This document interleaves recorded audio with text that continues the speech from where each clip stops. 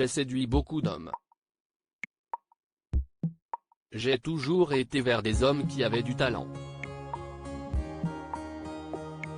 Je n'ai pas eu des amants pour avoir des amants, avait déclaré Jeanne Moreau, des propos rapportés par le journaliste cinéphile François Forestier pour le Nouvel Observateur.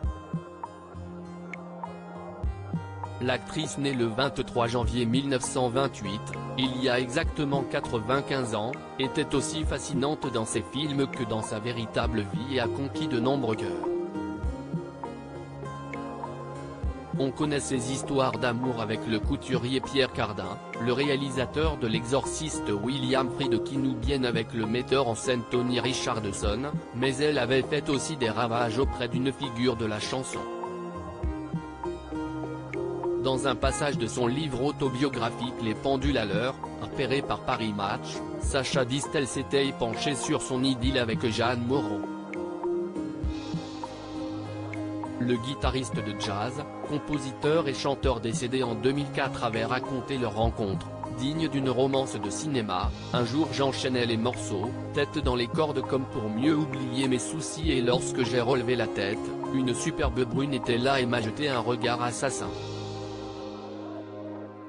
Le tout avant de sortir, sans un mot, au bras d'un type avec lequel elle avait l'air de s'ennuyer sec. Si est Jeanne Moreau, m'a glissé le barman. L'amoureuse dont tout jeune homme rêve.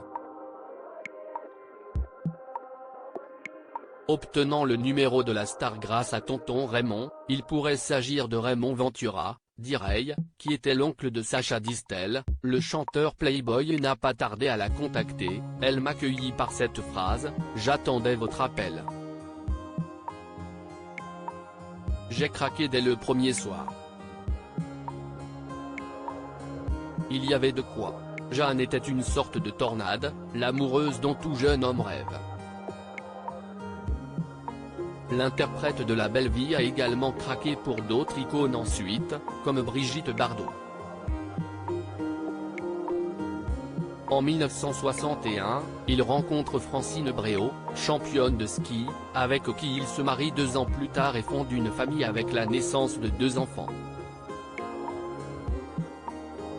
De son côté, Jeanne Moreau est devenue mère de Jérôme, né en 1949, au cours de son mariage avec le réalisateur et acteur Jean-Louis Richard. Elle est décédée le 31 juillet 2017 à l'âge de 87 ans.